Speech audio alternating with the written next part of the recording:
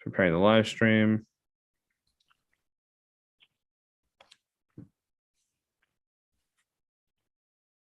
Redirecting to YouTube. And then we put this on the chat. Here we go.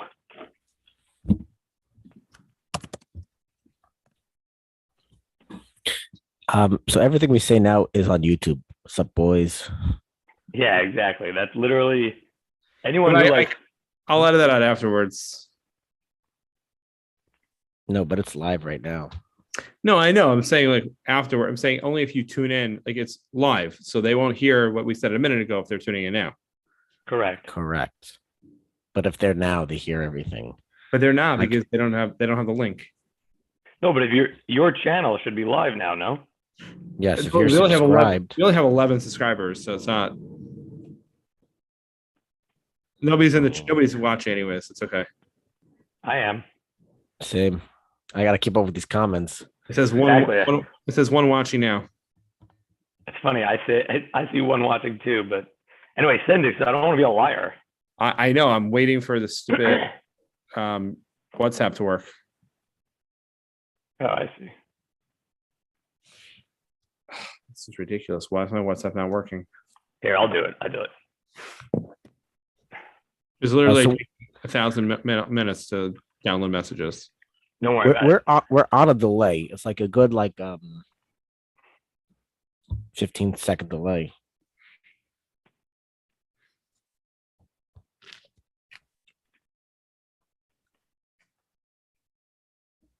Okay. Did you post it yet? I'm doing it now. I just Wow. 15 seconds exactly, actually.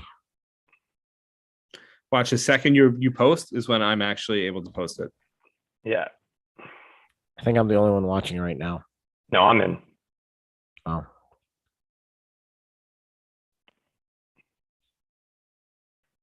I did post.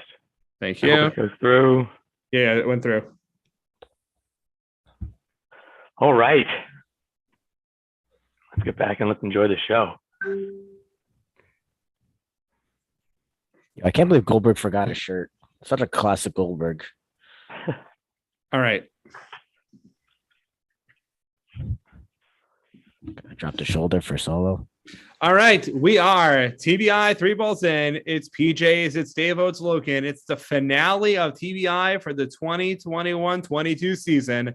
Boys, we made it through 25 plus episodes of TBI. And honestly, there's nothing better than being here once a week with you two. We're going to miss it, but we got a show for the ages. And just to get us started, we've got a guest already. Oh, baby, already. Starting off with a blast. Dave, how you doing? I am. Oh, Clink. What up? Clink in the house. Well, I guess there goes the big surprise. Yeah, thanks, Clink. Thanks, Clink. Thanks, Davo. I know. Thanks, Clink, for joining us. I mean, whatever. A surprise. It's on the screen. No, it's not on for our YouTube subscribers. It's not there yet. Oh, Clink is joining us. Thanks, Clink, for joining us. We just need you to unmute and turn your camera on. Of course, Clink is in the car right now. So Davo doing Davo things. That's not a WFAN dig. That's actually there he is. There he is. What's up, everybody? Sorry about that. Just to give people some reference here, Clink is not only one of, I think, the third oldest tenured Jewballer, right? Clink, you started what, 2005, 2006, something like that, yeah. Right. So That's Clink is the third oldest or third most veteran Jewballer, still playing today. But also, you had maybe not a comeback season award type of a season, but you had yourself your first full season in a long time. How did it feel? And champion as well. It was awesome. Well, on a personal level, it's just amazing. The fact that I can get back out there every single week is beautiful. On a winning level, I mean, I'm just glad to be a part of it and to help. I mean, I'm last guy picked. It's not like I look at the stat line. I didn't really change the game that much, but it's awesome. It's It's All right, good to be part of it. Kling, just to be fair, you were the first pick of the 8th round. You weren't the last guy picked. All right. On the team. Okay, on your team. Yeah, but Clink, there were also 3 guys picked after you. Right. Yes. Still the last pick of the team. But last but not least, you definitely played an integral part to the Cronies championship. And their biggest detriment to their team was that they weren't healthy. And you going into the season haven't been healthy in a while. And you literally did the exact opposite of what was happening. You stayed healthy and you definitely contributed. Don't sell yourself short, man. I think you had a great season. And I think you made big plays. Well, I mean, that comes down to clean living. I love it. So you went green? Is that what you're trying to say? Exactly. It keeps you young. It keeps you in shape. I mean, that's what the best thing about Jewball is. It keeps you being better. That's what this game is. With leagues, without it's just getting yourself up and going. So this year, yeah, it's been a great year. And next year I might actually get some sort of improvement. Yeah, I mean, Clink, obviously, I mean, for those of you who don't know, the Cronies won the championship yesterday in dominating fashion, as they've done really all season long. Clink, you were the one player, I think, outside of Jordan and possibly Munch and Solo who played. No, I'm sorry, just Solo, right? Who played in every game. So I missed one. Oh, you did miss a game? Okay. Yeah. But I missed the loss. Okay. Well, there you go. That's why. Not maybe. That's why. But so it's maybe not undefeated with Gronk, undefeated with Clink. Right. Gronk and Clink both not being there. That's a big deal. But talk us through the team, right? Here you are, you're lining up with this team. Talk us through your guy who's in, sort of like in my position where you're not in the game at all times. You're in and off, just because of rotations. What do you see in your team? What did you see in your team that before winning the championship, you're like, yeah, this team's going all the way? Motor. Talk us through a little about that. It's the motor. It's crazy. Every single player on this team has an internal motor. They're all trying to prove to themselves or others, I don't know who, but everybody's running on high rev at all times. And that makes a difference. And then it's just planning your skill sets. Every single team has a super fast guy. And every single team has a guy with good hands or big ups or something like that. And we would just the Cronies, and it's just the motor. There's never been a not gang tackle. And by the way, tackle, flag grab, but tackle. No, I mean it. Even if it's just clean flag grabbing, if you miss a flag, there's always a guy right behind you grabbing that flag. Yeah, it's true. Some would call you guys killers. Sorry. I don't mean it. It just happens. Okay, so take us back 15, 17 years ago. Did you ever foresee 2022 Jewball being as powerful as it is? Yes. Oh. Yes. I mean, a visionary. I figured it'd be bigger. Ooh. Oh, that's a hot take. Jordan, you hear that? Davo, he sounds like you right now. Cocaine's a hell of a drug.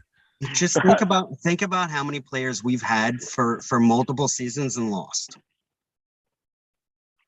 We're all statistics guys here. I didn't actually run the numbers, but what's our retention rate?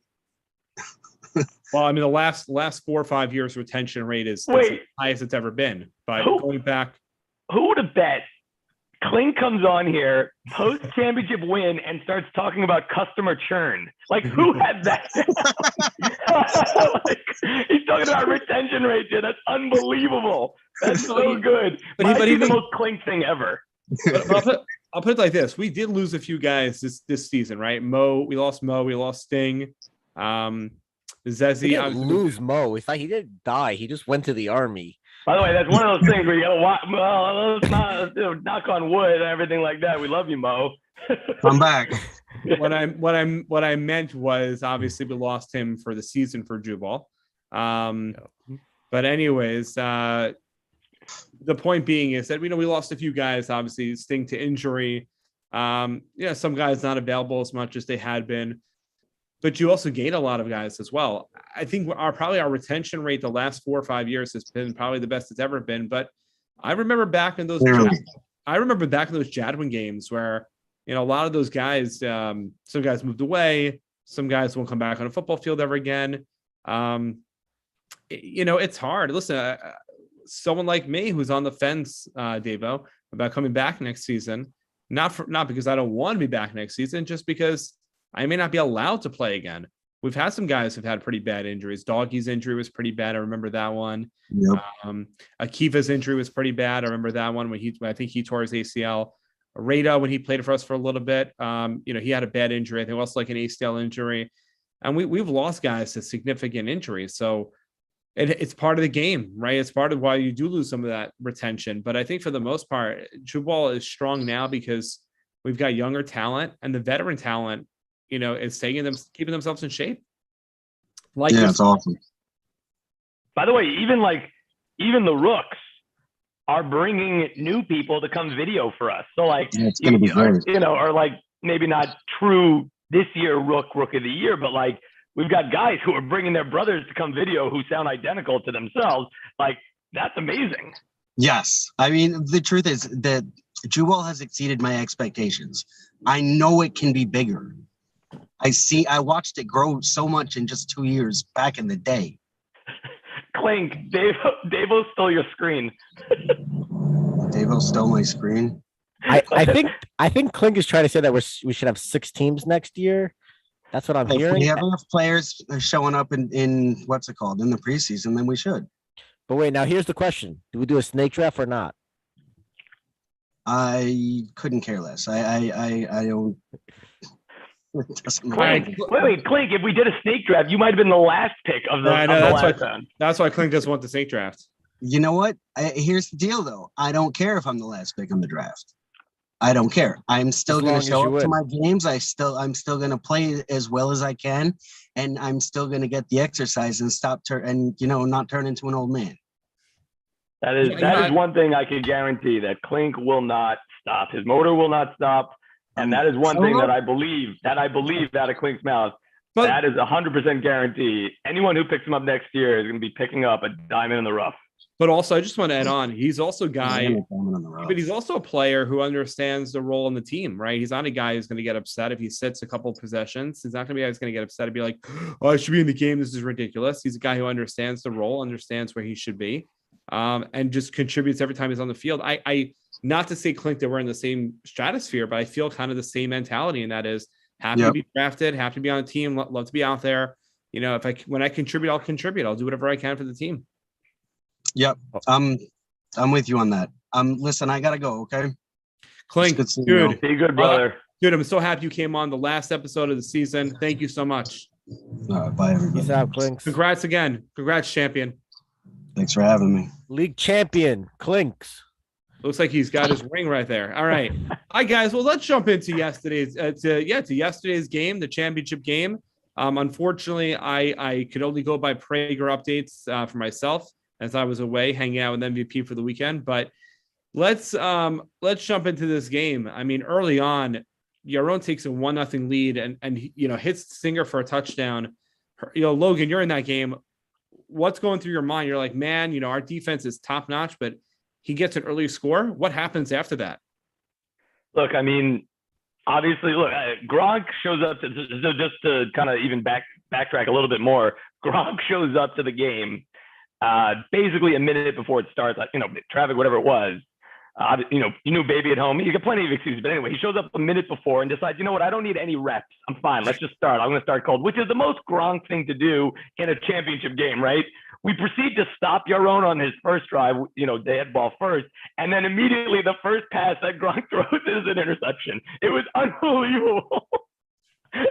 And despite that was obviously his worst ball of the day. And he's like, oh, it's fine. We'll be good. Don't worry about it. We give up the touchdown. And the Lionhearts started to have a little bit of swagger, right? Like this was something that I think that they came in somewhat unsure of themselves. You know, they may have had a game plan, but that first drive that they had basically stalled out real early on. So like, I think right there, that's a point where like you kind of second guess yourself. Whereas the cronies, like we've seen Gronk throw interceptions, we've seen him get bored. We know we're still going to win. So like, it wasn't something that rattled us, I think, as much as potentially your own first interception. So, you know, it was tough to see them.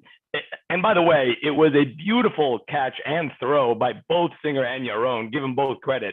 It was a great route. It was a great pass. You know, you don't love to see yourself going down 1-0, but I don't think any one of the cronies was really worried. I see. Here you are. You know, you're down 1-0, and then right away Gronk hits the guy who just seems to always show up in these big moments. Whether it feels like it's always against the Lionhearts, but he also had a big game against us in the final regular season game. It's Maor. I mean, why aren't people guarding him? Seriously. I mean, or is he just not a guardable? I have to tell you, his nickname is Money, because like Maor is money. And honestly, I know you weren't there, but for those who were there, both of his touchdowns, the defender was draped all over him. Like it wasn't like, oh, he got open in the end zone. Both were really good D. I think it was Beast on the first one and Yaron on the second one, but both, like, the defender was right there. And it just happened to be that Maor got both his hands on the ball. And as soon as Maor gets his hands on the ball, he's not letting go. Like, that's just who he is. And both of them basically falling into the end zone. Unbelievable play. That man, I'm telling you, you need something. And by the way, I can't remember his second touchdown, but I know that his first touchdown was on 4th down, 4th and goal from like the 2. So like, we're not talking about, oh, if he drops it, we have another try. If we drop it, that is a gigantic momentum swing. So again, pressure situation, Maor comes up huge. All right. Well, you know, obviously he's the MVP of the game, but I want to go back to the Lionhearts for a second. Listen, I know that in the chat is one thing, but on this podcast, I want to say another thing. And that is, you know, Yaron takes a lot of licks for his play at quarterback, but Yaron was the right quarterback to go against that line. I do believe that. He didn't have the best game. But also, when you think about that team, Dobbs and Beast were not healthy for that game. Dobbs and Beast both took injuries in the BOP matchup. Red Sunday, right, 2 weeks ago.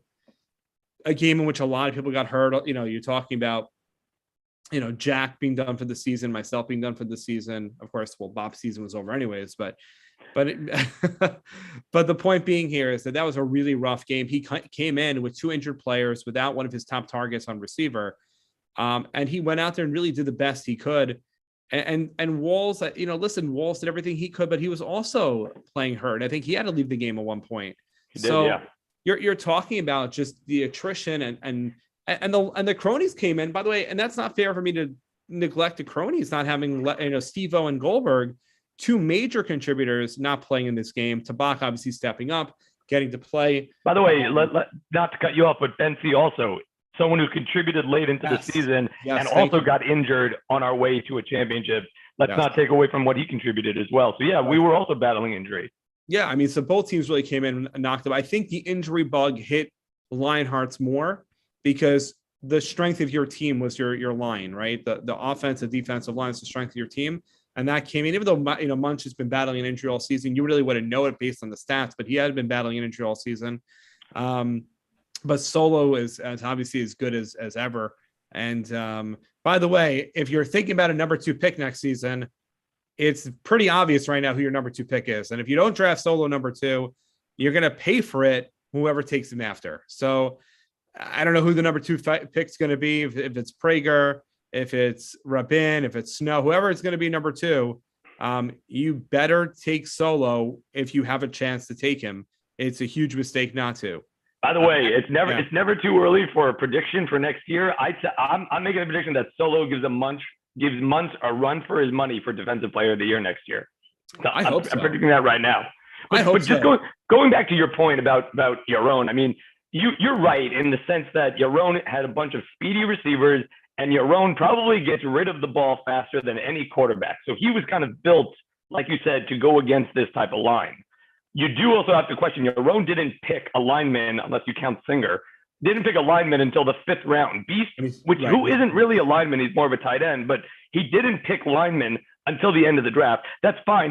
Look, he made it to the championship. We're not going to kind of second guess that, but our strength is our line. And at the end of the day, our line was able to do literally whatever they wanted. That's not a knock on Sam. That's not a knock on Walls. That's not a knock on Beast. That's not a knock on Zeta or Dobbs or whoever else played line. That's just a matter of the fact. Zada was tight end for a bunch, but like my point is, he had to move to tight end because Beast was hurt. That is not a knock on what the Lionhearts were doing. That is just the fact that two freaking all-stars came in and did what they wanted, right? Like when Michael Jordan would score 45, that's no one's fault. That's just Michael Jordan doing Michael Jordan things. Munch and Solo yesterday were exactly that. And by the way, hold on, I want to say something here. Yeah, please. So first off, I don't think the Cronies' key is their line. It's their defense, the defense as a whole. Okay, because yeah, their line is really great, but if you can get your quick passes, first of all, you have Gronk who pulls every flag. You have Logan who pulls every tackle. You lost Steve-O, who's one of the best cornerbacks. You lost Goldberg, who's having a great season in the middle. Right. And then you have Jordan and Maor and Klink, who are pretty good at pulling flags. So all in all, it's just their defense as a whole. Yes, the line does cause the most havoc, and they do get a ton of sacks, and they definitely do help the interception rate go up for the Cronies, but it's the defense as a whole. Second of all, I think the Cronies actually had worse injuries than the Lionhearts. Yes, losing Jack is big. You still have three other receivers that you could throw to that are top class: Zada, Singer, and Ivry. Wait, Dave, I'm going to interrupt you. Let's call it Zeta. Well, the way Yaron uses them, it might as well be Zeta. Okay. And third of all, like you say that Yaron is the best quarterback to go up against the Cronies. I hate to say this, and I love you, Yaron. Maybe I don't. You choked. Terrible game plan. I don't know if it's just because like you were trying to play from behind. Like you have Singer and you have Ivry, but you're not doing any like little dump off screens to let them run behind Singer. Yeah, he literally ran over the Cronies multiple times, and not one play from behind him. Like you have to understand that if you don't have any time on the line, I got to get rid of this thing right away. And if you don't do that, like of course you're gonna lose. You're scrambling, you're running for your life. What the hell did you expect? I think you bring up a really good point there. His strategy all season honestly was trying to get the ball out quick, right? And getting the ball out to the halfback, to the tight end screen, whatever it might be. Yes, he was known for doing that. It's a really, really fair point. All right, guys, we're interrupted right now. We've got another guest coming in on the final episode of TBI. It is none other than the commish himself, Jordan. Welcome back to TBI for the final episode. As Jordan's logging in, I just want to make one more point. I think in that situation, not having Jack and not having everyone at the same time, I think Yaron had to shift his game plan. Obviously, it didn't work for him, but I think in his mindset it was, I'm up 1-0. Let me keep doing what I'm doing. And again, you see it all the time. The teams make in-game adjustments win. The teams that don't make in-game adjustments usually lose. That's usually how it is. We're not there. Obviously, none of us were in the huddle. I'm sure he had a game plan. It just wasn't effective as he wanted it to. As Jordan has some technical difficulties, let's jump into something else though. And that's honestly Tabak. And Tabak's an interesting thing. He played with Fight Club, doesn't play in the playoff game, and then gets selected to be a replacement for the Cronies. He had himself a touchdown and a pick. But a lot of that came up in mop-up time, right, later in the game. But still a huge contribution. The pick didn't. Just to be clear, the pick did not come in mop-up time. Oh, did it? I'm sorry. That was. But the touchdown, it was 4-2, and then we scored to make it. It wasn't cleanup time, but like I think it's at one point we even talked about potentially whatever. Yeah, the touchdown was cleanup time, but he still played well. All right, I believe Jordan is finally ready to join us. Jordan, you in? You ready? You good? Can you turn the mic on, the camera on? Are you keeping us waiting? Like the recap. I feel like Jordan's been drinking a little bit of bourbon just to celebrate, and that's kind of what we're seeing right now. I think Jordan is typing in the chat, and maybe we're getting the recap on TBI. Who knows? So By the way, until Jordan joins, just a point about your own game plan. So, like, we went into half 1-1. So, like, half, which I don't know why we did a halftime, but we went into half 1-1. Right. Honestly, I was surprised that we didn't see more screens to Ivry with Singer blocking. That being said, Yaron sometimes outthinks himself, but I really don't put this on Yaron. Like, sometimes he makes it more difficult than it has to be. Like, sometimes it's an obvious just dump it and let Singer block. It works. But honestly, I don't really think Yaron, for all that he could have done with that type of line. And again, I'm not knocking the Lionheart's line.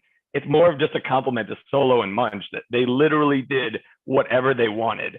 And quite frankly, and there's one specific play I remember, Ivry caught a screen on my side, cut to the middle, and Munch chased him down. Like, from the line, after engaging, Munch chased him down and grabbed his flag. Like, that's just how dominant they were that day. Yeah, and they're really good. But you go into that game knowing that, and you have to understand that if they're getting in on you, if you have no one blocking than you, then let them pursue, and then so you do a delayed dump. Again, you have to, like you said, you have to be able to make adjustments, and you have to be able to change. And this is a championship game. It's not like, okay, we lose this one, we'll get the next one. You gotta. Again, I'm not necessarily blaming only Yaron, but like the Lionhearts are all together. They got to be better. It's the championship. Yeah, they play tougher on Red Sunday against us than they did against you guys on Sunday. One could argue you had the same number of bot guys on our team as you did your team, but let's not get into that. I know we had the same amount of cronies as you guys did. Right. But again, they wanted it more when they played us than they wanted it more than when they played you.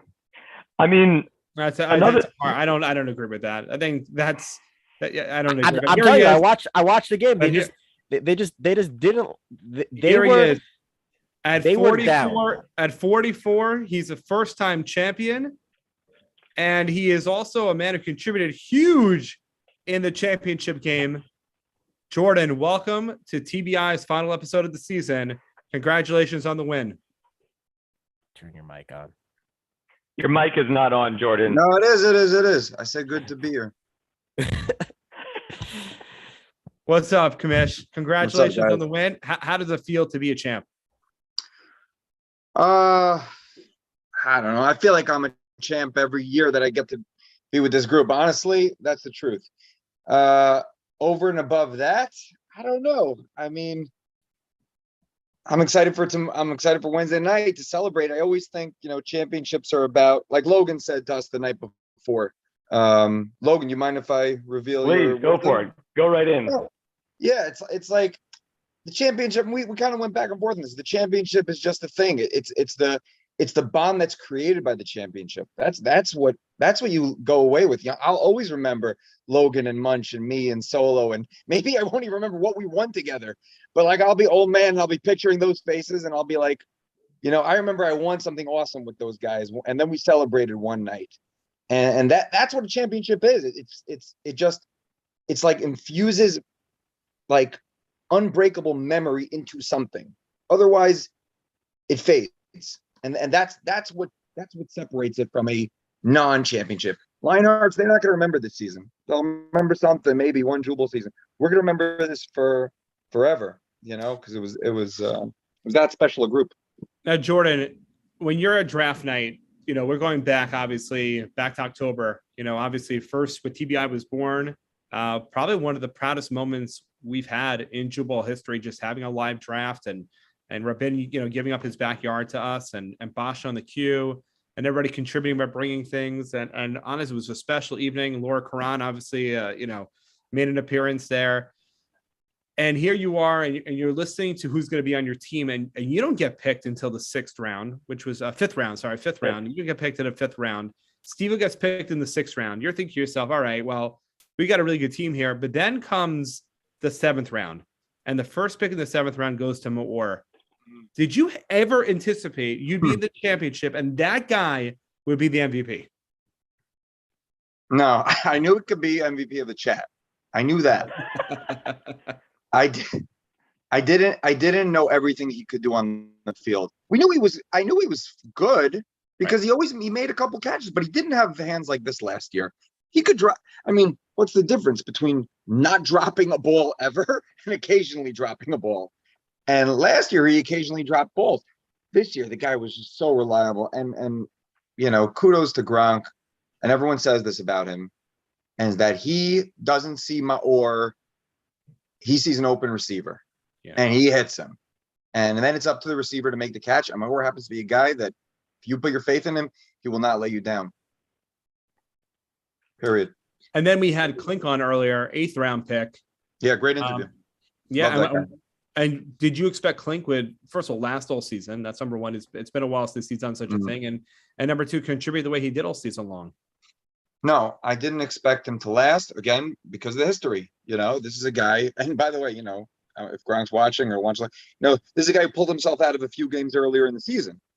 So, it was like touch and go. Is he going to stick around? But when guys went down, like Steve-O and Goldberg, plug in Maor and Munch, and plug in Maor and Klink, they could play every set if you wanted. They would play very hard. They made some big plays all the time. And Klink, again, the time goes by so quickly. I can't even fully appreciate how much history I have with this guy. And Jewball, we've been doing this for 15 years, me and Klink. I consider him in my mind, a rookie. Right. It's weird. Yeah. He's like a kid. No, I'm serious. I look at Klink. I remember him walking on like Ernie walks on. I remember that same vibe, and here he is, playing with me for, almost 20 years and winning a championship. Pretty special.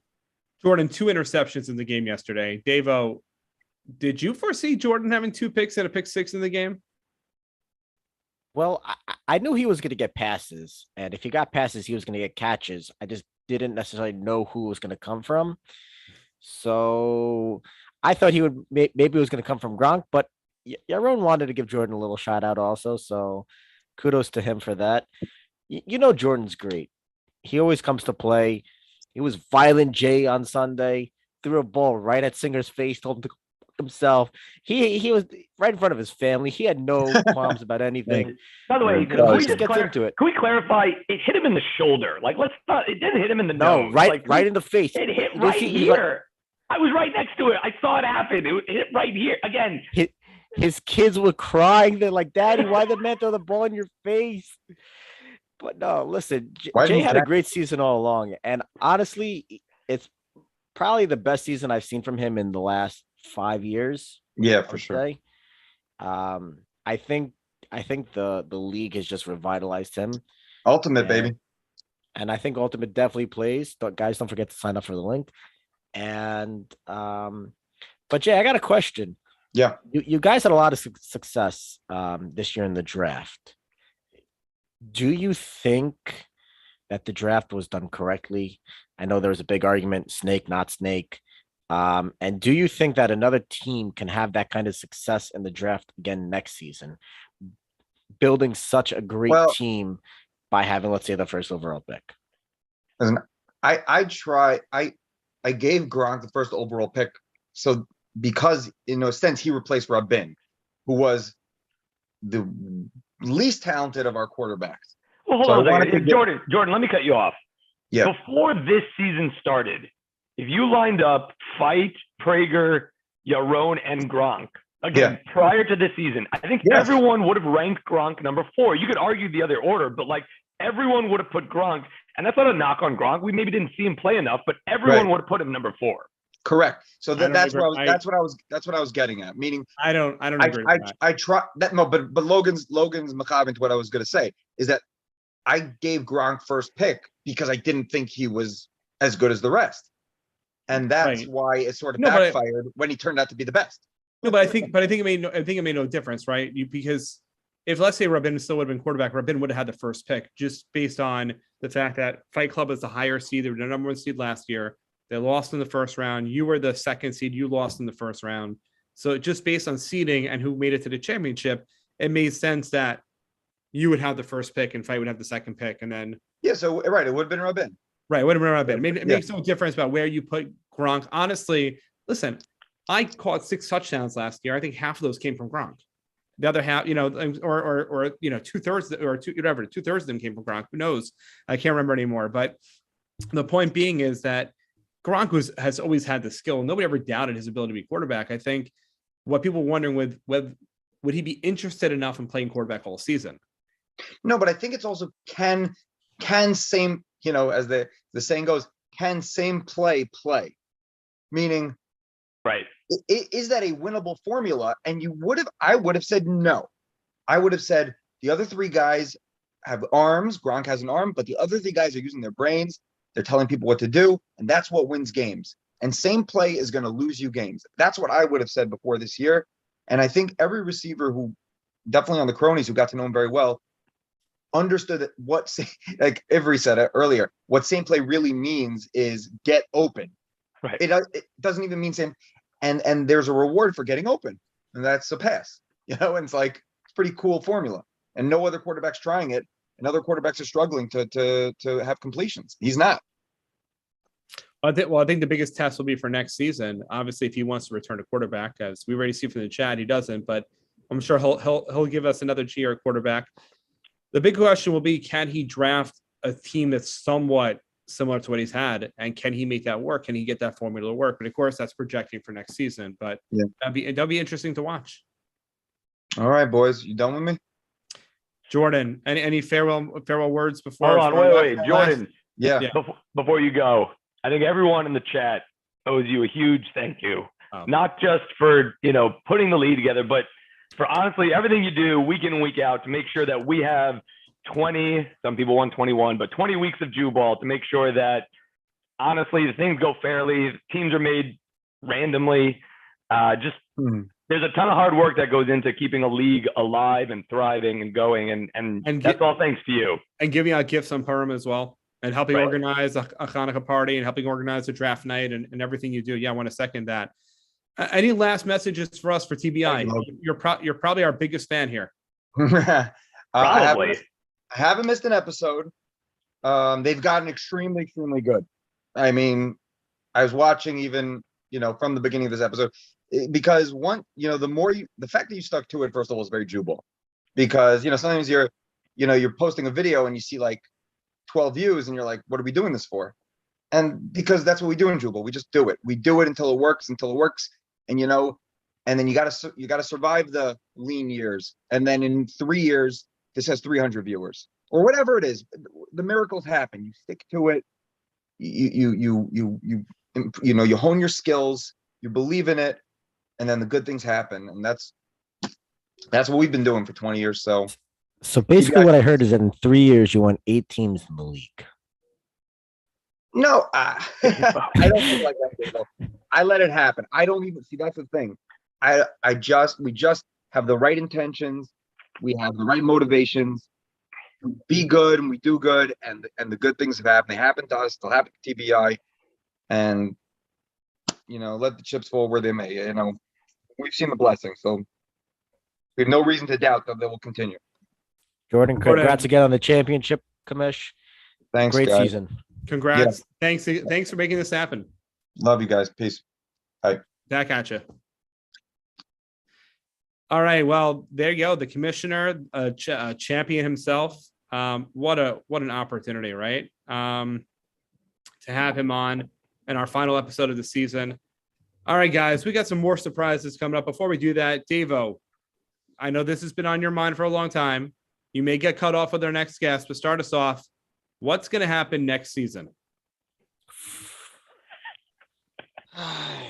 Yeah, Rowan will cheat to get to the championship. That is guaranteed. I think we know that already. Next season, we have a lot of great stuff coming up. First, we have the combine in the off season. Calendar? Calendar? Oh, well, the calendar is coming up, but the combine is an actual event, which I think will be really great for a lot of people. It'll definitely boost some people's draft stock. It'll be a great chance for the captains / quarterbacks to get a chance to see people, to get to play people maybe they haven't really played with. Like I know Gronk didn't play with Singer this year or something like that. Prime never played with Fight. So maybe it'll get them a little chance. which might give us a little bit. You should better definitely drafting. you should definitely let Fight play with Solo. Absolutely let Fight play with Solo. I think we should introduce them. I mean, I know they only met on the field a couple times, but we should definitely introduce them in person. We're gonna have a draft coming up again. Hopefully, we can get some more sponsors because this season was pretty great. And then we're gonna have 4, 5, 6 teams, hopefully, something like that. And we're all gonna play, and hopefully PJs will be there as well because he's very distracted. Okay. And no, I mean, I think this season was a huge success, and coming off of the first league season, that was a lot because we all thought that was great. Um, I don't know. I have to speak to someone off chat to maybe reschedule the leagues not to end when everyone's dead and broken. Maybe try to end them earlier. That's just a Devo thought. I'm on the fence about it, so I'm not exactly sure. But I think so. I think it's gonna be great. And MK will not go in the second round, Yaron. Stop it. Stop it. You know what? I think there's so much talent now that when I made that mock 6-team draft, I was having fun with it, but at the same time, I was like, listen, legitimately, there were a lot of people who I think, moved up their status. Right? I don't think there's anybody I look at and say, well, he didn't earn his spot. I think there's one or two guys who I think like couldn't I think are still top picks, just maybe not round 1 and round 2, maybe like for a guy like maybe he's round 3 and Could maybe around 2. I don't think anybody lost. And then the rookies obviously being thrown in, they're mid-round draft picks, but they each bring something to the table. There's so much talent now. And then if you're right, if guys like Mo come back and Josh Friedman play, you're potentially adding a lot more talent to the pool. Sting will come back. The idea of having 6 teams just makes so much sense to me. But again, as you saw, Red Sun. Again, that's only if you can get 6 quarterbacks. Right, you need 6 quarterbacks, but also you need 8 players for each team. So you need 48 consistent players because, as we saw Red Sunday, guys are getting hurt. Guys need, guys can't show up for whatever reason. Bris, weekend getaways, whatever it is. People need to get away for their family, stuff. It's hard, but I think if you go 6 teams, I think the league changes. I think you also worry about the league taking up too many quote unquote of the 20 Jewball weeks. Is that really it would still be the same? Is that really a problem though when you think about it? Is that really a bad thing? Because we're going to end up turning into a league. We're not a league. I agree. But if you get if still 14 out of your 20 weeks are non-league weeks, is that really such a bad thing that you have? Those 6 leagues. No, but you can't play 6, and if you have 6 teams, then you have to play everyone twice. That's a lot of weeks. Dave, how do you solve it? Dave, how do you solve it? No, we're not doing 2 fields. You don't have to play everyone twice. You'll play everyone once at a quarter. You have 5 games. You have 5 games. No, you have 6 games. So you play everyone once and a half. Logan, what you do is you play 2 teams twice. You split Hewlett or 1 team twice. You split Hewlett for the second game when the old guys leave, and you have. Oh, you mean you have 3 games every Jewball week or every league week? That's interesting. I'm not opposed to it. It's interesting. That would be the most. By the way, you could also just make the games an hour, 8 to 9. No, stop 9, it. 10 to... Guys, even an hour and a half is like we want at least an hour and a half. Hour and a half is what you need, and not more, not less. I right. think obviously you can do more, but no, of course you want more, but then of course you run the risk of guys getting hurt. Sometimes you get the game you need, not the game you want. No, you think big, you start small. You start small, 6 league weeks. If the old guys leave when they're supposed to leave, and you split the field, that's how you do it. David wants the old guys to be one of the teams in the 6. Right. No, I don't want any murders on my hands. I'm not responsible. That's fair. We didn't really get to talk about the game much. Not that we have to rub it in anymore, but like, it was a hell of a game. The one thing I will say is, and you sometimes see this, and I think like when I think back to when the Yankees lost to the Marlins in the World Series, the series before they went Boston 7 games, and I believe that was the Aaron Boone home run to win it in extra innings. Logan, I got to cut you off. Do it. I got guys. This is big stuff. This is big stuff. Is it Zeta? It's not Zeta. It's not your own. It's not Singer. It is the championship captain, quarterback, Super Bowl winning quarterback as well. It's Gronk. Davo, here's Gronk. There you go. I gotta go, I think, right? The Gronk's last taking place over? I'd rather be. Nowhere else. So just like Jewball Field, there you go. I'm gonna Pretty leave so much. Gronk Still bored feels from more yesterday. comfortable. It's so good. What's going on, man? How's everyone doing tonight? Well, I'm doing great. Yeah, I mean, the last week and a half, Gronk has been incredible for you. Baby girl and the championship. What could get better? Not being The on show being the last episode, probably. Right, Gronk's hoping this isn't the season finale, but rather Series finale. series Exactly.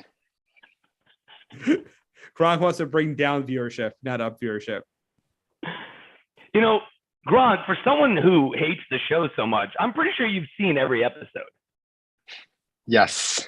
I need something to do in the shower. I need some noise, you know? See?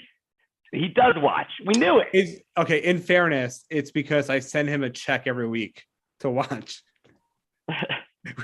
It's one of those, and then of course he trashes me right after. Like PJ, what you pay Gronk to do in the shower should not be on this show. Let's just leave it at that, okay? We don't need to get into that.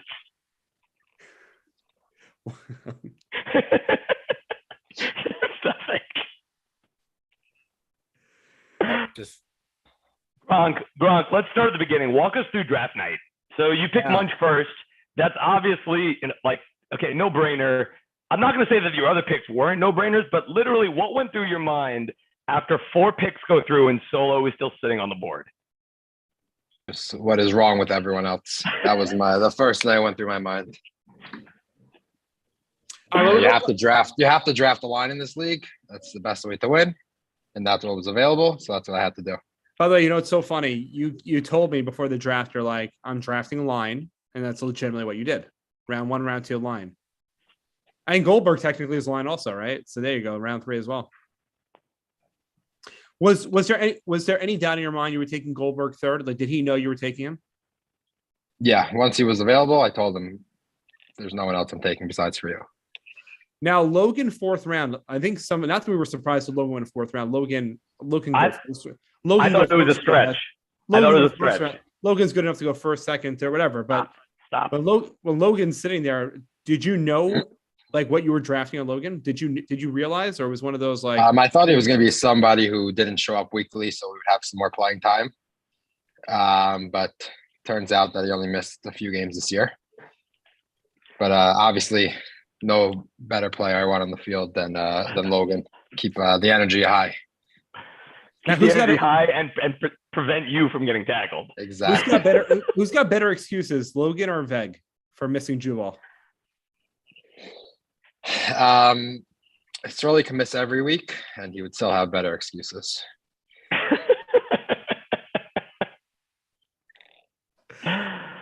All right, that's one aspect of my game I do have to elevate for next year. Those excuses, they're not great. They're not great. 5th round, Jordan sitting there. What are you thinking? How could the commission of the league not be taken? I was thinking the same exact thing. I thought when we said, and when Dave and I both looked at each other when MK was picked, we were both like, that's a reach, not because we don't like MK, because I was thinking to myself, like, why isn't Jordan getting drafted? That didn't make any sense at all. See, when I heard that Gronk picked Jordan, I assumed it was because he knew he was going to have to move some games, and who better to help him move the games than the commissioner? That was my thoughts. Nothing. I think he's pulling a Davo. Gronk has pulled the classic. I have to pull a Davo. That's real good. That's real good. Awesome. All right, 6th round. Steve-O sitting there. This is awesome. All right, 6th round. Steve-O sitting there. I actually thought that he was the better of those. I didn't really know the difference. Of all three of us, actually. Yeah, whatever. 7th round, MVP of the championship game, Maor. We've been talking about it all show. What did you know, or how did you know he'd be that good? I didn't really know how good he would be, but I knew from the options remaining that he would be the best option remaining. By the way, I'm shocked that he didn't take you, PJs. Literally, I thought that for sure it was going to be you. You know what? To be honest with you, I thought he would avoid having me on his team because it's a little bit much for Gronk to have a guy constantly looking at him, staring at him, and, kind of begging him for the ball. I understand that. Totally understandable. I was just surprised that Yaron and Fight had an option to take me and didn't. But I was happy to play with Prey. I had no problem with that. I was trying to draft the worst team possible, so that's why I didn't take you. And don't get me wrong, I was happy. I was happy to where I landed. I was happy on Bop. Maybe not the first half of the season, but the second half of the season, I was happier. On the sideline? Yeah, basically. Then the 8th round, maybe not a surprise to those who've been around in Jewball for a long time, but who told you to take Klink, or did you just have a feeling? I don't recall who the remaining players were, but I knew from the remaining 4 players, I had to take him. As annoying as he is and as much as he talks on the field, and I never know what he's talking about, he was still the best option remaining. By the way, I believe the last 4 picks were Klink, Effie, Sam, and Eddie. So. Yeah, no comment. Okay, Greg, I want to ask you one question, and then I'm not going to talk again. Walk me through one play that you had. Klink calls for the ball, stops, you throw it to him, and then he runs and misses it. And you just start screaming at him. Walk us what actually happened. Was there miscommunication? Wait, did you just decide to throw it to him for the first time? There was 2 people doing cross routes. They both stopped in the same place. And the ball was to Klink.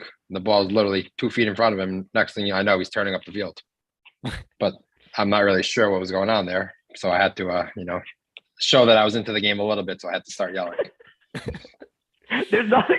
Honestly, as a receiver, there's nothing better than hearing the quarterback get pissed at another receiver for not running his route after not being given a route. It's unbelievable. He didn't run the route until after the ball was already next to him. Oh God, Ron, where do you see Jewball? This is what, your fifth full season, right? I don't know. You tell me. I have no idea. Where do you see Jewball going? He's been a vet for 6 years already. He's the anti-MK. Right. Where do you see Jewball going? Hopefully back to the way it was, without stats, without leagues, without all this, just a fun pickup game. People not crying about grabbing flags, flag guarding, holdings, passing interference. It really ruins the game when there's arguments for half the time. People making, he threw it past the line. He's an inch back. He's an inch forward. It really, really ruins the game. And that's the way I see it. And that's the way it should be. So I know when your own takes over, hopefully that's what it will be. I quite frankly, I enjoy nothing more than arguing over 3 inches of line placement. That honestly who's is the my best favorite. at it? Sam is the best at it. He's very, very good. Him and Beast should just argue about the line all day. Oh, that'd be so good. Literally, like that little foot, where they just inch it with their foot, just push it slightly. It really makes a difference. Reports are next season you're going to draft Mighty. Any truth to that? If he's available in the last round, then yes. But yeah, I happen to enjoy playing with Mighty. We do well together sometimes, and he's a great guy, and I would love for him to be on my team. So we'll see. I walk us through yesterday. Logan kind of gave us a little bit of the backstory. You show up a minute before the game starts. You throw a pick on the initial drive. You guys had the ball. In your mind, you're thinking, I got this. Right? Yeah. So Saturday night, I asked Prager to bring his ball, and he told me that he was going to be late. So the first drive of the game, I was using a ball that was very slippery. I had Jordan wide open he beat Zeta or Zada, whatever the hell you pronounce his name. And I just underthrew it like crazy. The ball slipped out of my hands. But once that happened, I was already bored, so I knew the game was already over.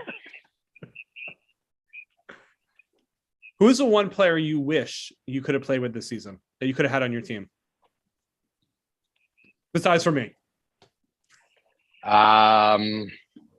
a very good question. I would like to be on your own team, so that way I could play receiver. That would be nice. Singer, always fun to play with. Mighty, always fun to play with. No shock All there. the cronies, Vegs, Tabak, Goldberg. Well, you got Tabak at the championship, so that's what counts. Yeah, so that's why I had to get him a touchdown.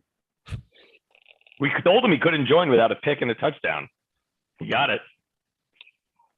I feel like Tabak is one of the most underrated players. We say that about everybody. No, I know, but I feel like he's a guy who got drafted with 5th round, right? Like I was watching him all season long with no 5th round, 6th round. No, Veg was 5th round. Tabak was 6th round. Like I just feel like a guy like Tabak is just constantly improving his game, and I think probably had one of his better seasons.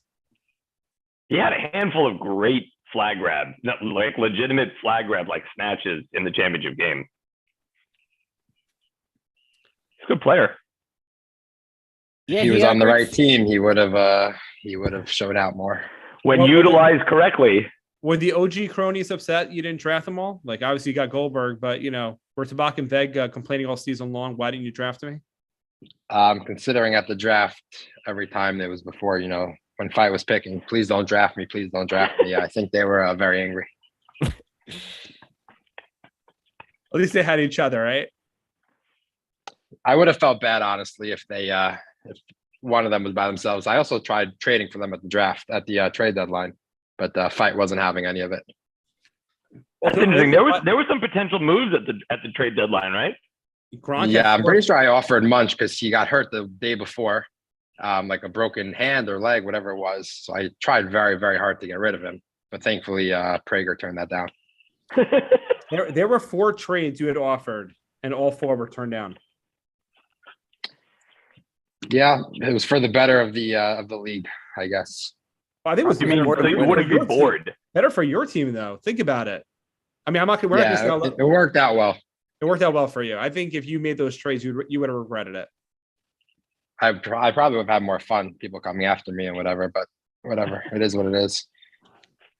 All right, Gronk, we want to keep you any further. You got Doma coming up Wednesday night. You got a new baby at home. You got a lot of stuff going on. Congratulations from all of us to you on a well-deserved championship run and championship win. Thank you, guys. Thanks for having me. All right, Gronk. That is Gronk. Congrats. Thank you for joining. Well, guys, that's history. Final episode of the season, and we got the guy who's probably the least likely person to be on TBI to join TBI.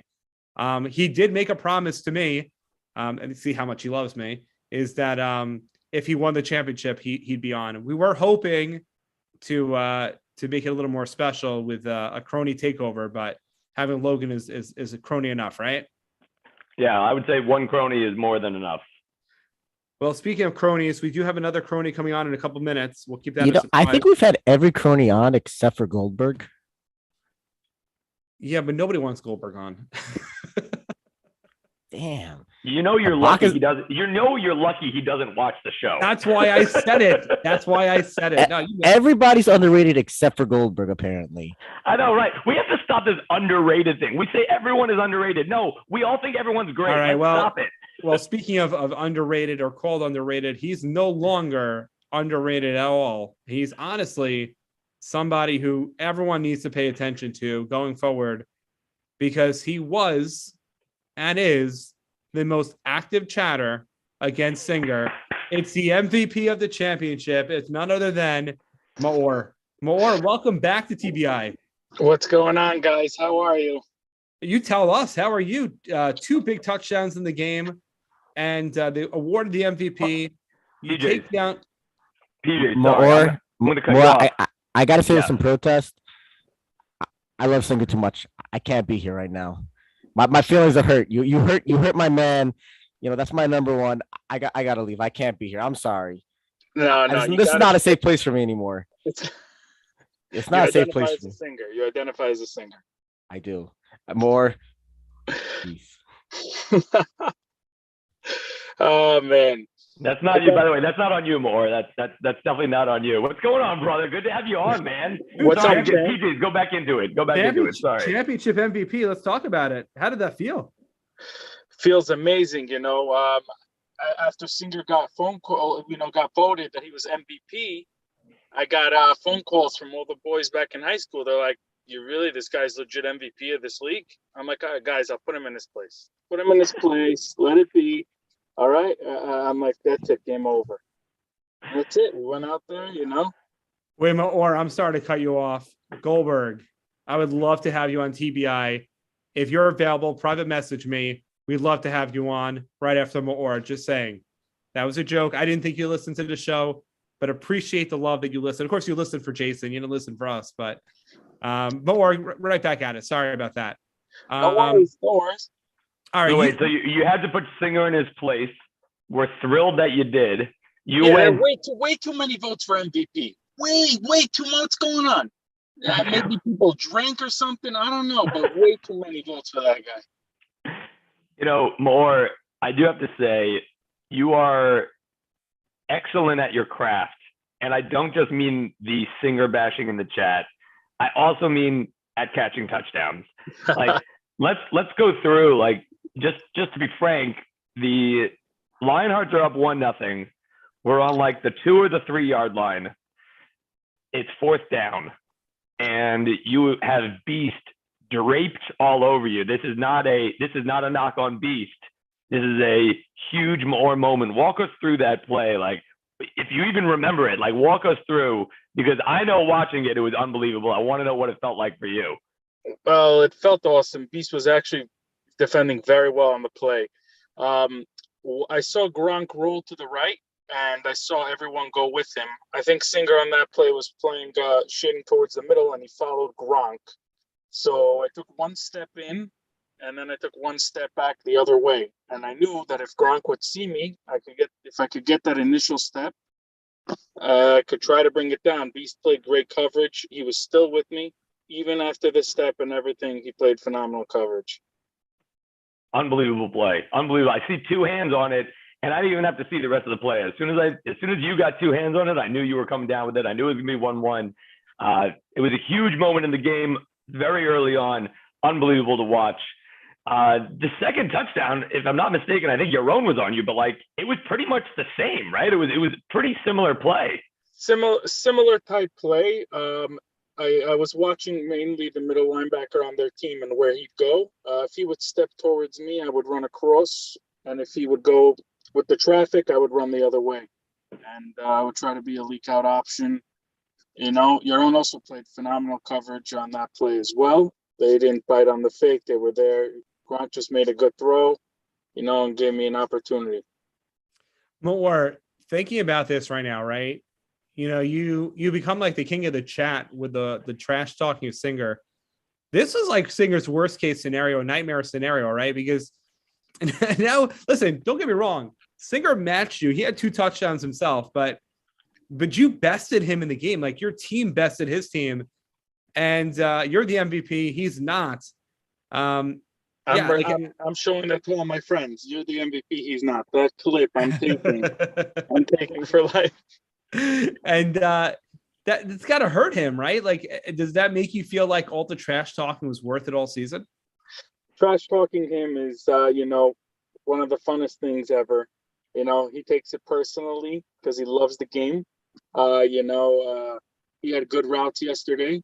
I think those timing routes with Yaron, if they played a little more together, that would be a very lethal combo. Yaron, I think, is a phenomenal quarterback. No matter what people say, I think he's very good at what he does. Very good at the timing routes. He gets the ball out quick. He's very accurate. Yesterday was maybe a little bit of an off day, but it's hard to have a good day when you have Munch and Solo in your face all day. Those guys are beasts over there. All right, 7th round pick to championship MVP. Let me ask you a question. Does draft ranking really matter? Initially, I thought yes, but I would say no now. Nothing to do with me. I think that there are very special guys that were taken at the bottom half of the draft. Klink is a very special player. Just guys that want to come in. I think you're a very good player. He was All talking about you, around, Logan. you know. Yeah, I know. I know he was. But by the way, in that same point, Logan is considered higher draft. I still think 4 was a stretch. But if you think about, you know who was picked right before the end of the sixth round? You know who was picked right before Moore? Tom, another guy who just absolutely had a phenomenal season. You know, that just goes to further Moore's point, like draft positioning doesn't really matter that much. Well, that was kind of the point of the question, right? Like you think about all the talent around, like, you know, and a guy like Biggie Walls, who had, I think, a tremendous season, he gets taken in the 7th round as well. And Rabin showing off his ability to be a receiver. He had a bunch of touchdowns this season. You know, again, to me, I think where you get drafted is not an insult. I think it's what you do on the field is the best compliment you can get. And more, I think we've been saying it all year. In the biggest moments, you were there. The pick in the first game against the Lionhearts, that pick at the end, it kind of sealed the game for the team.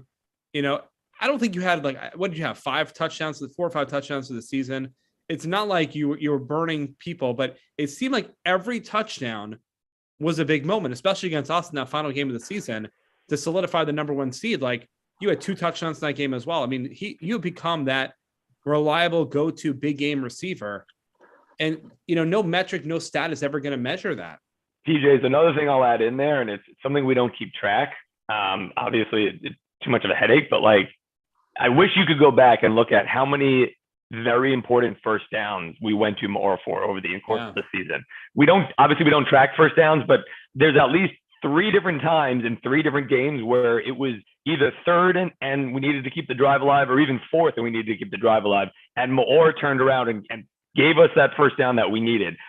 It's those are the things that you are able to contribute that don't necessarily make it on the stat sheet, but that really differentiate players. And that's where Moore came in huge this season for us. Not necessarily with the touchdowns per se. Championship game, obviously 2 were huge, but there were other plays that don't show up on the stat sheet that the cronies themselves know the contribution that Moore gave to the game. Yeah, I think the cronies all around. You know, it's very easy to benefit. I mean, we have such a good team. We start at the line. The line is just phenomenal. You know, it takes a lot of pressure off if you're playing corner or linebacker. I think Logan and Jay are very fast on the outside. You know, Gronk's always doing his thing. I think the best part about him is that he gives everyone an opportunity. And I don't mean by sharing the ball. I mean, if you're open, he'll throw the ball to you. And I think that's a dangerous thing, a dangerous skill to have in this type of league. Not to say that your own plays are not the wrong thing, but those take a little, in my opinion, a little more time. You need a little more practice or a little more time to gel for those things to work. But I think Gronk uses that to our team's advantage, and I think it played out very well. You know, the last time we had you on, we cut you off. You know, we wanted to give you an opportunity to, you know, to say something nice about Singer. So here's your opportunity. Go say something nice about Singer. I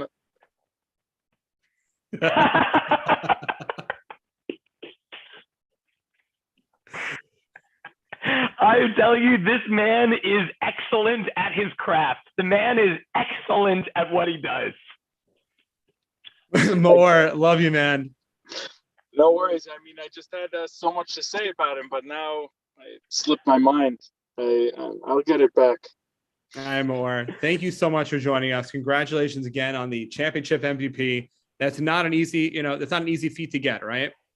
I just want to say one thing. I think the way you played in the round before was amazing. I saw you get knocked down. I saw you keep getting up multiple times.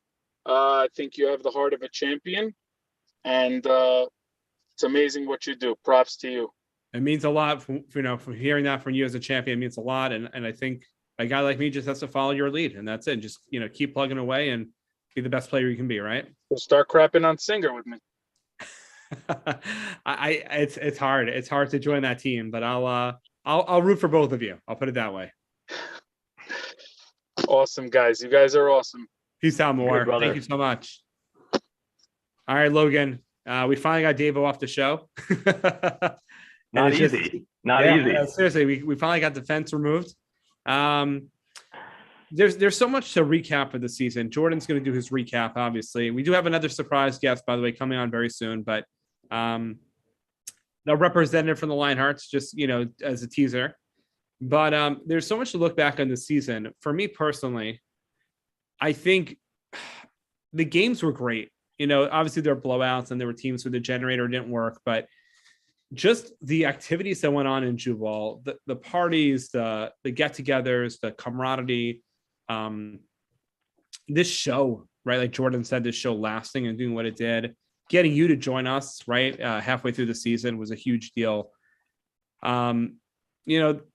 It's so hard to put it all in words. And I think that's why Jordan, he is so great at that craft in terms of making a recap and summing everything up.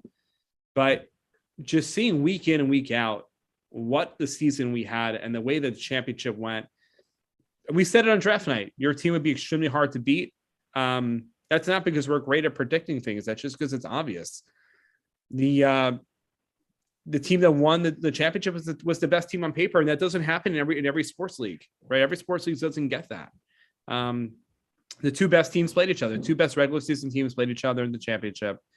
It was honestly just the league season and just a way of recapping the season was incredible. But I will say one thing. I said this in our previous show on the award show. I said it. There's no TBI without Davo. Davo it's his brainchild. There's no draft night without Davo as well. And he was the one pushing Yaron and Jordan to do it. And a big shout out to Yaron, to Jordan. Big shout out to Rabin for hosting, to Bosch for barbecuing. Bosch is one of those guys who, retired, but not by choice, right? And I think just keeping himself relevant in Jewball, as little he shows up, but when he does, it means a lot. Where do we go from here next year? I know we kind of talked about that before, but how do we up this season? Look, I mean, quite frankly, I think the beauty of this season, and I think, beauty of other seasons, but like the beauty is that like we aren't trying to outdo previous seasons, right? Like the goal is never to outdo. The goal is just to have a great week. And if you put together a handful of really great weeks, well, then you have this golden season that we had. And obviously a lot more golden for me because Cronies won. But like, quite frankly, I think in the middle of the season, people were arguing that teams weren't fair or that, the randomizer was broken. I don't know if people mid-season would have said this was a fabulous season. But when you look back and think about what this season was, we don't remember any of the bad stuff. What we remember is all of the good stuff, right? Like, and even if you think about like Red Sunday, obviously a Sunday I wasn't part of, but like Red Sunday, right? A ton of injuries, but people kind of remember the fact that we played for like 3.5 hours and every team wanted to win, right? Like there was this big drive where guys just didn't want to give up. You don't think about the games that were 7-0. You think about, holy crap, like 30 of us got together on Hanukkah with our wives and like got to hang out with each other and have drinks outside of Jewball, right? Like you don't think about, oh crap, draft night didn't go the way we planned. No, you think about the fact that like we had so many great things that happened this season. That's what made it great. So again, where do we go next season? I think we focus on each season, right? We focus on next season. We focus on the games. We focus on people being able to stay healthy. That includes off-season regimen. That means, people playing, committing, and continuing and bringing down new talent. I think if we just keep to those things, next season is going to be great, regardless of whether it's 4 teams in the league, whether it's 6 teams in the league, or, whether there is no league. I think either way, Jewball's in a great place. It's trending upward. And I think if we just keep doing what we're doing, it's going to be a great year next year. I also want to take this time to apologize. I don't think we said anything that was, we did say some things. What's this whole we business? All right. Well, Davo and I, pre-Logan days, we made some, interesting comments. I think the first one goes to there's nothing wrong with Prey, right? I think that was a segment early on. Prey had not the statistics he had the season before. There's clearly nothing wrong with Prey. Prey is, anyone would be lucky to play with Prey. There's no nicer person in Jewball. There's no better teammate. There's no one who puts his body on the line every single play. And you talk about the crony motor. I don't know if anyone's motor, well, outside of maybe Munch and Solo, is as strong as Prey's. I mean, Prey is every type of player you'd want. The guy, charming. Yeah, he really is. And so there's obviously nothing wrong with Prey. It was such an honor to play another season with Prey. And that's the type of quarterback you want to play with. I also want to apologize to Fight.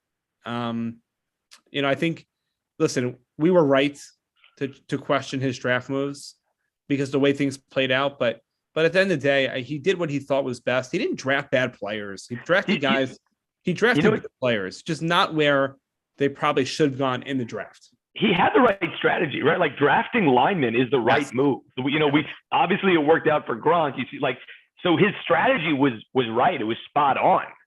I think, just potentially the execution, but he had the right way of thinking. And also he probably suffered a little bit from just not being as like you said, not being as familiar with everyone or the pool of players that he had options for.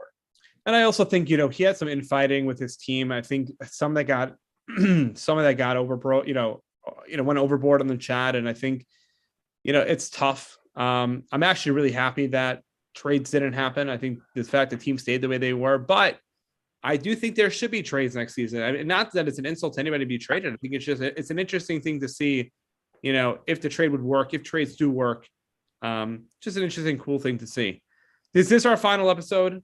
We have, we'll go for a little bit longer, Logan, and then we'll cut it off. But we do have a guest coming in to TBI. He's been on before, and I'm not sure how he's feeling right now. We'll give him a second to join us. But I do want to throw out another apology, and that's to anyone who ever got questioned at all during the season, and apologies to them. But here is Zeta.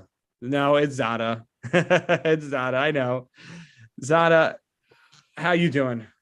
Oh man, Dave was not on. I had a lot of comments while he was on. A lot of things against him. By the way, for the record, don't think we didn't see you blowing up in the chat. Oh my god! Like you were like a caged animal. Oh my god! It's more amusing to see. It's a lot of fun, but I'm like Dave. Everything he said was just false. I've never seen sometimes you guys thing with what's wrong with Prey is pretty bad, but Dable's analysis there, and this is what I said in the chat, Dable's analysis there was so bad that Klink's discussion about retention was so much better.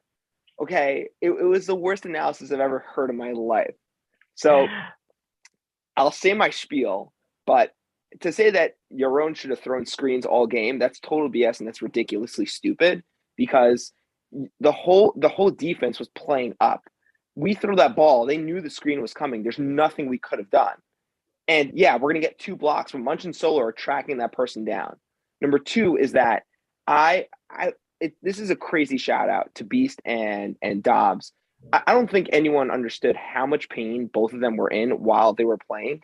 Beast couldn't lift up his arm. Yeah. He legit was in a ton of pain. So for anyone to say that Beast, let's say on Maor, I respected him for even playing. Maybe he should have sit out. Maybe he shouldn't have. He had no idea that how much pain he was going to be in, and he still pushed through. I'm sure if we had I don't know, if someone was able to come and replace him, he would have. The first set of downs, I came and played tight end. So now think about it this way in terms of Yaron's weapons yesterday. Dobbs on a bum knee, Beast with a left arm that he can't raise, and then you got Ivry and Singer. Okay? So don't throw Yaron under the bus for him having a bad game plan. Don't do that. That's all I have to say. You can't throw him under the bus because he had a good game plan and he throws that ball he is the quarterback to beat the cronies. And if he had the healthy receiver set that he could have, I guess, right? Jack was out also. It would have been a little different. And I'm not trying to take the win away from the cronies because you guys were awesome. Solo Munch, honestly, Logan, I want to know what it's like to play on defense when you have them on the line. I feel like it just makes life so much easier. Have you ever eaten a hot fudge sundae? Oh, That's exactly what it's like to play defense behind those two guys. It's literally just sitting back and enjoying yourself. I think all I know is that I don't even know what happened on offense. The only thing I actually like remember is just Bunch running right at me the entire game. It is a dude. Can we talk about that? Can we talk about that one play where you bailed out on Solo? Can we just talk about that for a second? But what do you mean? When Solo was running at you to block. Oh my god. You guys, oh my god. Okay, this is the funniest thing in the world. For the record, I don't blame you at all. At all. Wait. You're misinterpreting what happened. I thought you literally dove out of the way. No, you misinterpreted what happened. Okay, you totally missed it. It was actually Logan, you missed it. No, he did. I think I know which play he's talking about. There was one play where Gronk was rolling out to run, right? And Solo was lead block. I didn't dive out of the way. I evaded him. And so I literally, he was coming straight at me. He was like 2 hands about to plow me over, with this intensity. And all I did is I dipped my shoulder around him and I tried to get to Gronk. I missed Gronk. I didn't get to him, but I dipped my shoulder and he missed the block. Next thing I know, I turn around and I see Solo out of bounds on the floor. And I looked at him like, dude, what happened? He's like, I was going to plow you over and I just missed you. Oh, I thought you dove out of the way from him. No. Oh my god. I just moved out of the way and he totally missed me. At least that's what I think happened. I think that's why I looked at him and he was like, yeah, I was going to plow you over and I just missed you. And he was like, I hope that was on video. That was hilarious. So that's what happened. That was so funny. Really I totally misinterpreted that. I guess I saw that the aftermath, not the lead up. But nah, man. Seeing that guy run at people, there was one Gronk's touchdown. So I was rolling, I guess, from Gronk's right to left across the field, and he was rolling that same direction, and he kind of gave me a look and I thought that meant he was going to throw it to me. At which point, out of the corner of my eye, I see Solo running right past me. And that's the moment I realized that A, I never want to be in front of Solo running at someone, and B, that Gronk wanted to run the ball, not throw it to me. I was at that point, I just tried to find someone to hit, but seeing Solo with the locomotive coming through, I was like, okay, I never want to be on the bad end of that because that is going to be a bad day. If you're a runner, a running back, or if you get a screen, you just follow your blocks. I play with Solo once or twice. That man is a truck, and he will set blocks. And it's not just I guess for smaller receivers, your job is to take out one guy. Solo, Munch and Singer, those, they take out 2 or 3 guys on a screen. They plow one guy over and go to the next. It is a thing of beauty, and it is so easy. I think the guy who gets the screen gets the credit for let's say getting the touchdown. No.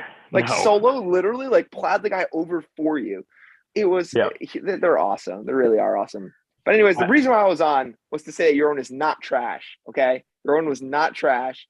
He played the best he could with the weapons he had.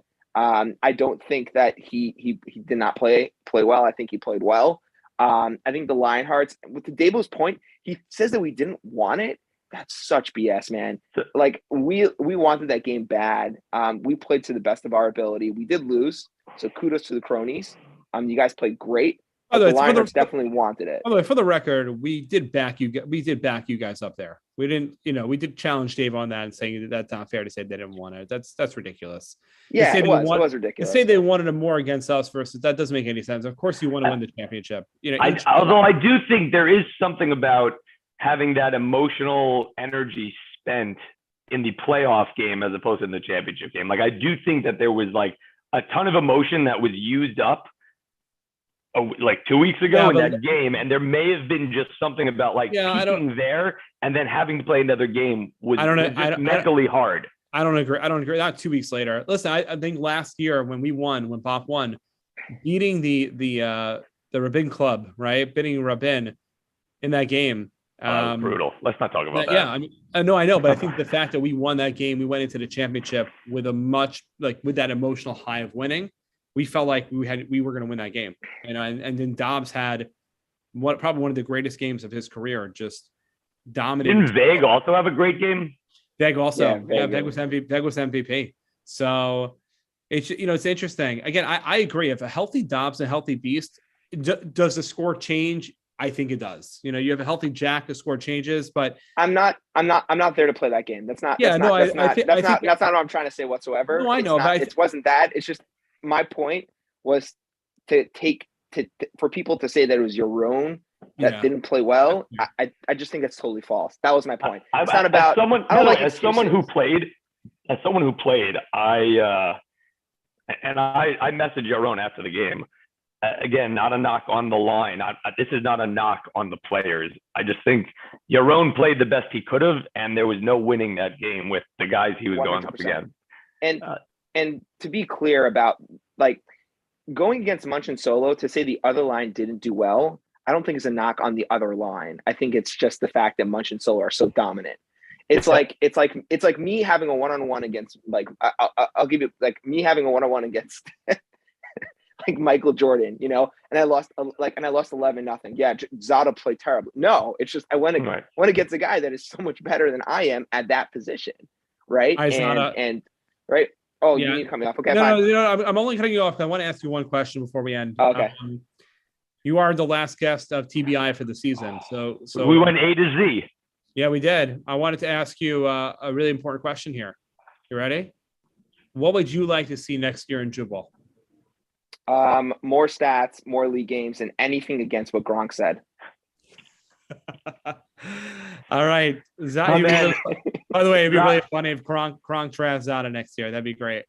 That'd be unbelievable. By the way, Zada, I appreciate you wearing Cronies maroon for this call. It was really Cronies are awesome, man. Really sweet of you to concede the colors tonight. Appreciate it. By the way, have you spoken to Singer? Is he okay after that Maor interview? Maor is a freaking artist. Like the thing is that there's two, like Steve-O has his like artistry around like him and his like stickers. Gronk is the best freaking troll on planet Earth. He is so good.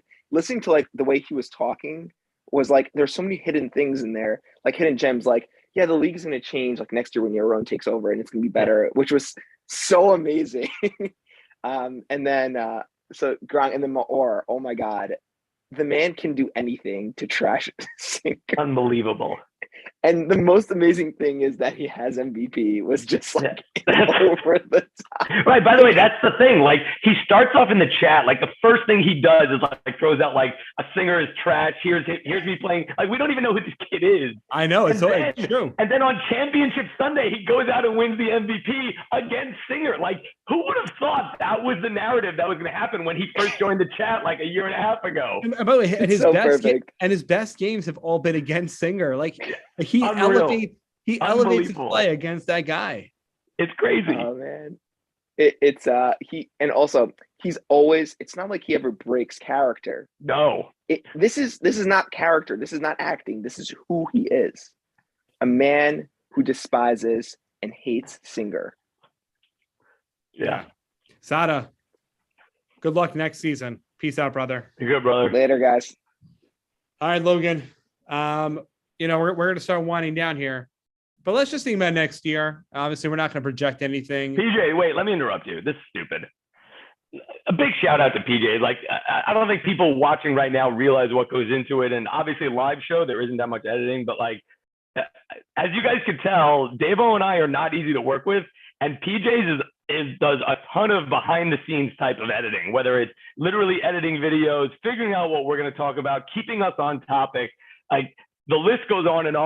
And whether you like TBI or not, people watch it. And it's really all because of the stuff that PJ's does. And I know Davo's not here to be able to thank you as well, but this show is nothing without you, as it is without, nothing without Davo, but a huge shout out to PJ's, to everything he does, not just for TBI, but for Jewball as well. PJ, you are amazing. The game will be worse if you're not back next year. I hope you are. I hope you're healthy. But first and foremost, a big, big thank you for everything you do this year, previous years, and hopefully in future years. Yeah, I appreciate that. I think TBI was so much better when you joined. And to be honest, it was a message you sent me back in November where you said, hey, if you guys ever want to go to a 3-man team, I'd be up for it. And I was like, yes, that'd be awesome. And it was one of the things where Davo and I had just started. I think it was our first episode. I think it might have just been draft night. You were like, hey, if you want a 3-man team, 3-man team, let me know. And I was like, that actually be really cool. But let me see how things work with Dave and I, because we didn't know whether we make it past 1 week or 2 weeks. And then we tried inviting you on, I think, for the second episode. And it just didn't work out. And then Right. Timing was no good. Yeah. And then finally, when you came on, I was like, I really hope Davo gets the same vibe I got. And the vibe was, we need you on every week. And the fact that you made yourself available, like, listen, you work just like we all work. But then on top of that, you're a volunteer fireman. Let's not do this. Let's not do this. No, but it's true. It's true. How many times have you made yourself available for TBI?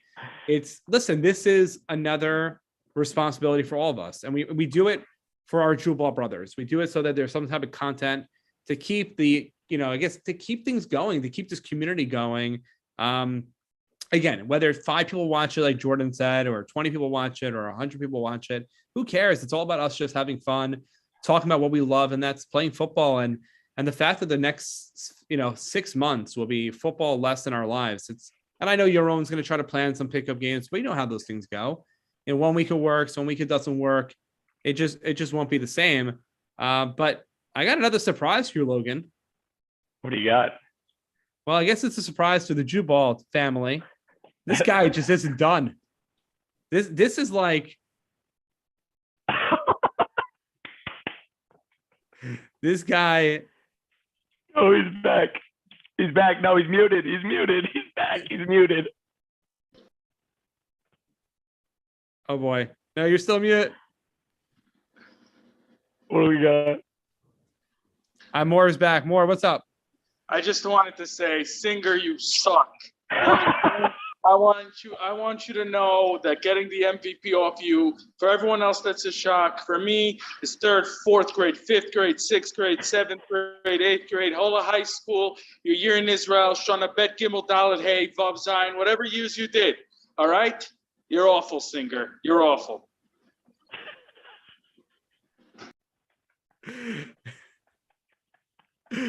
Oh man.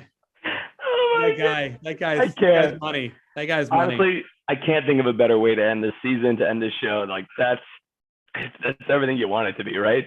Well, we were 3 balls in. We are now 3 balls out. Thank you everyone for watching. Thank you, Logan. Thank you, Davo. This is PJ